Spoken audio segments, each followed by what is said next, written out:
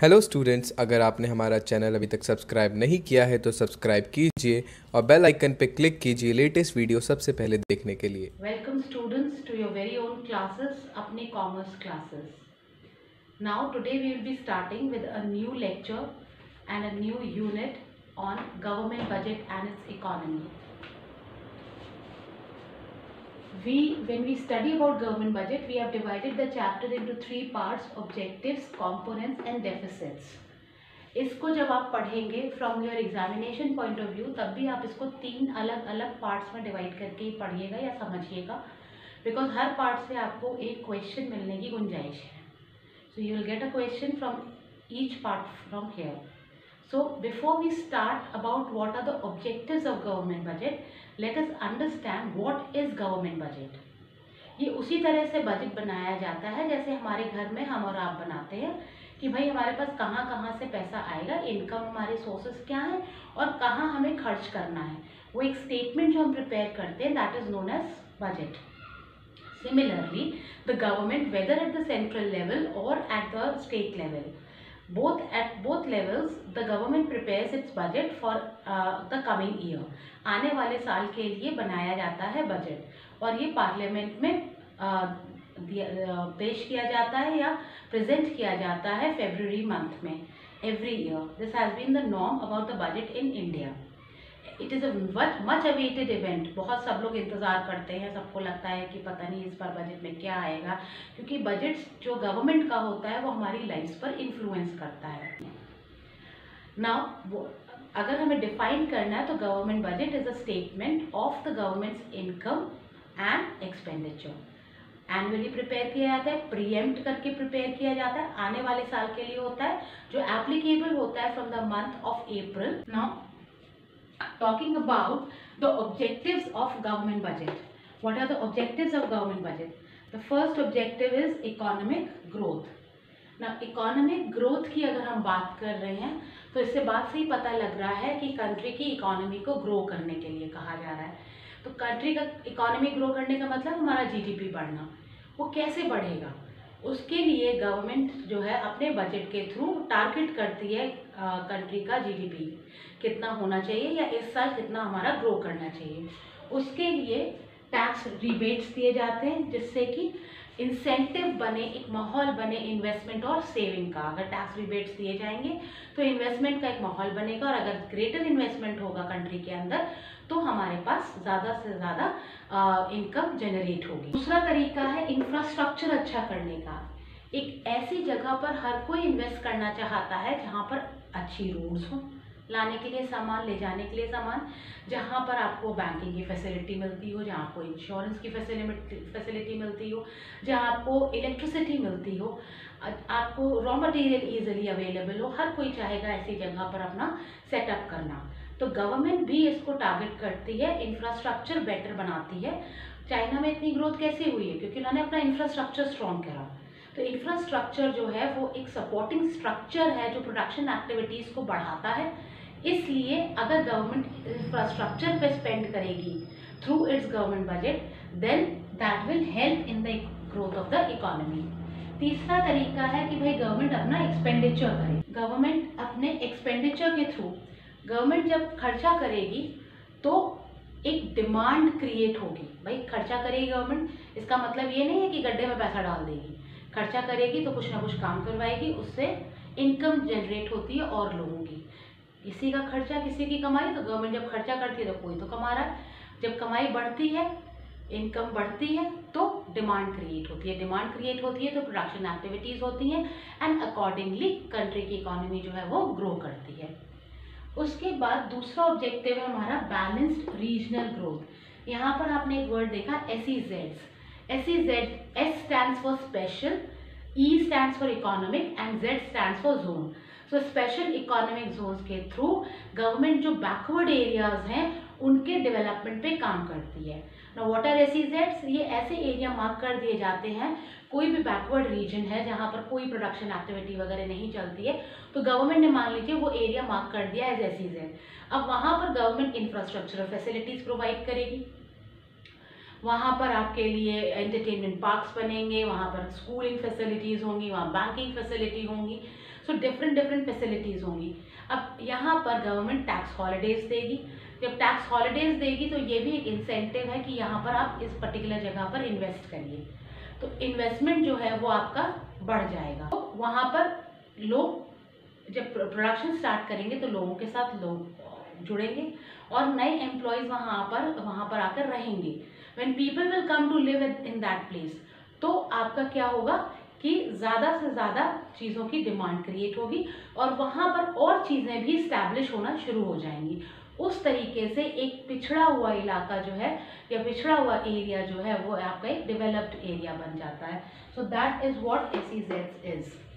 Talking about the third objective, allocation of resource.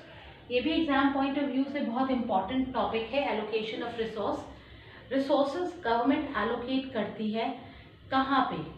उन areas में जहाँ पर प्राइवेट सेक्टर आगे नहीं आता, यानी कि पब्लिक गुड्स। पब्लिक गुड्स का मतलब क्या होता है? वो चीज़ें प्रोवाइड करना जो जनरल पब्लिक सब लोग यूज़ करते हैं और जो एक के यूज़ करने से दूसरे के लिए कम नहीं हो जाती। फॉर एग्जाम्पल, पार्क अगर स्टैब्लिश कर दिया जाए तो उसकी अगर हवा एक को लग रही है तो इससे दूसरों को कम नहीं लगती, या स्ट्रीट लाइट्स लग रही हैं तो ये भी पब्लिक गुड है। तो यहाँ पर अगर स्ट्रीट लाइट लगती है मेरे घर के आगे तो उसकी सारी रोशनी सिर्फ मेरे को तो नहीं देखने वाली, उस रोड से गुजरने वाले हर व्यक्ति के लिए इम्पॉर्टेंट है। सो पब्लिक गुड्स वो गुड्स होते हैं जो कि जनरल पब्लिक के इस्तेमाल के लिए हों और जहाँ पर एक यूज़ कर रहा है तो दूसरे के लिए वो कम ना पड़े। तो पब्लिक गुड्स में गवर्नमेंट अपने एलोकेट करती है रिसोर्सेज, क्योंकि ये गवर्नमेंट की रिस्पॉन्सिबिलिटी है कि सिटीजन्स के बेटरमेंट के लिए वो खर्च करें। सिमिलरली सब्सिडीज़ के बारे में हम बात करते हैं। What are subsidies?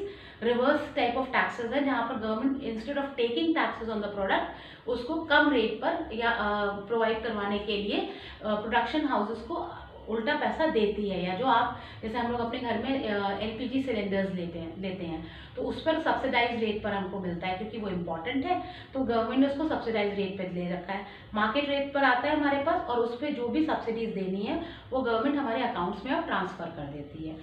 सब्सिडीज के थ्रू और पब्लिक गुड्स के लिए गवर्नमेंट जो है एलोकेट करती है रिसोर्सेज को। Is about bringing income in equalities. हमारे देश में इनइक्वालिटी बहुत है, अमीर गरीब के बीच में जो डिस्टेंस है या डाइवर्स जो दूरी है वो बहुत ज़्यादा है।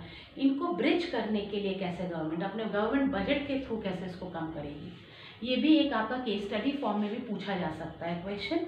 तो इसका सिंपल सा आंसर है कि ये टैक्सेशन पॉलिसी के थ्रू गवर्नमेंट करती है। जैसे जैसे हमारे यहाँ इनकम बढ़ती है आपको ज़्यादा से ज़्यादा टैक्स देना पड़ता है, इसको बोलते हैं प्रोग्रेसिव टैक्सेशन सिस्टम। तो जैसे जैसे मेरी इनकम बढ़ेगी मुझे ज़्यादा टैक्स देना पड़ेगा, और अगर मैं टैक्स दे रही हूँ तो मेरी डिस्पोजेबल इनकम मतलब मेरे हाथ में जो इनकम खर्च करने के लिए है वो कम रह जाएगी। सो अकॉर्डिंगली डिस्पोजेबल इनकम जब कम रह जाएगी तो मैं थोड़ा कम चीज़ों की डिमांड करूँगी। सिमिलरली गवर्नमेंट जो लोग गरीब हैं उनको सब्सिडीज़ देती है या उनको थोड़ा सस्ता राशन पानी उपलब्ध कराती है। तो उससे क्या होता है कि इनकी जो इनकम है वो थोड़ी ऊपर हो जाती है। भाई वो जो अपनी इनकम से अफोर्ड नहीं कर सकते वो अब अफोर्ड करने लग जाएंगे।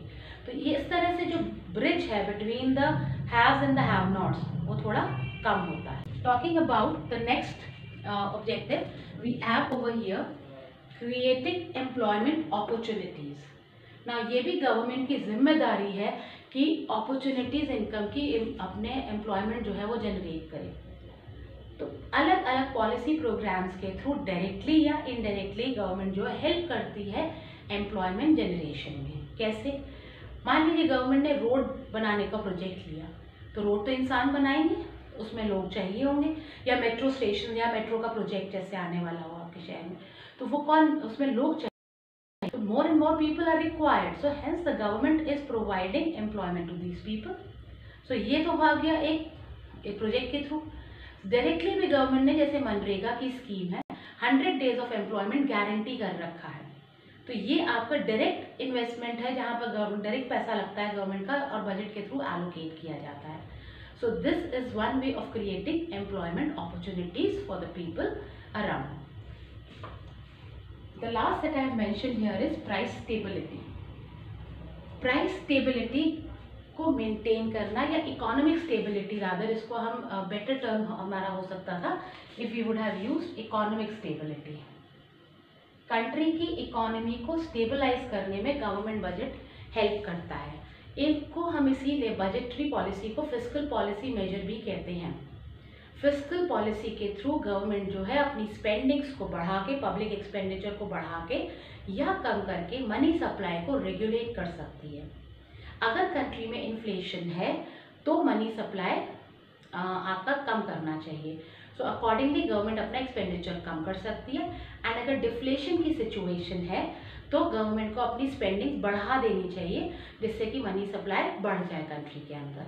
सो इन्फ्लेशन डिफ्लेशन की सिचुएशंस को गवर्नमेंट जो है अपने फिस्कल पॉलिसी मेजर्स के थ्रू, टैक्सेशन पॉलिसी जिसमें आती है आपकी, और गवर्नमेंट की स्पेंडिंग जो आती है आपकी, उसके थ्रू इसको रेगुलेट करने की कोशिश करती है। So these are certain objectives. इनको आपको प्रिपेयर करना है एग्जाम के पॉइंट ऑफ व्यू से।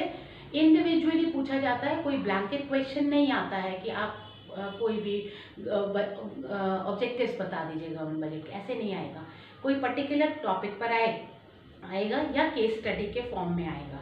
तो आपके पास मान लीजिए उन्होंने कहा कि जो अनहेल्दी गुड्स हैं, लाइक जो दूसरे सेहत को नुकसान पहुंचाते हैं, लाइक लिकर और सिगरेट्स, तो इसका अगर कंजम्पशन कंट्री में कम करना है तो क्या करा जाए। तो हम सिंपली इसमें आंसर लिख सकते हैं, गवर्नमेंट अपनी बजटरी पॉलिसी के थ्रू यहाँ पर टैक्सेस को बढ़ा सकती है, और टैक्सेस बढ़ाने से प्राइसेस बढ़ जाएंगे, जिसकी वजह से कंजम्पशन जो है या डिमांड जो है उस चीज़ की कम हो जाएगी। So these are certain ways of asking the questions. इनके सारे पॉइंट्स को आपको इंडिविजुअली समझना भी है और याद भी करना है। याद कर लेंगे जब आप और समझ लेंगे तो आप अपने केस स्टडी में उसको इनकॉर्पोरेट कर सकते हैं। बैकवर्ड रीजन के ऊपर कोई क्वेश्चन आए, इनकम इनइक्वालिटी के ऊपर कोई क्वेश्चन आए, तो वो सब केस स्टडीज़ जो है वो यहाँ से डील करी जा सकती हैं। मैंने इस पूरे चैप्टर को जैसे बताया 3 पार्ट्स में डिवाइड करा है, तो ये छोटे छोटे वीडियोस आपके समझ के लिए 3 पार्ट्स में ही आपको दूंगी, और I promise that within a week आपको इसी हफ्ते में इसका कंपोनेंट्स और डेफिसिट्स का भी वीडियोस मिल जाएंगे। For today this is enough. आप इसको इतना पहले समझिए और इसको प्रिपेयर करिए, and then we will move towards the components of government budget in our next lecture. Keep sharing and liking our channel, and subscribe this channel if you haven't subscribed yet. Thank you, children.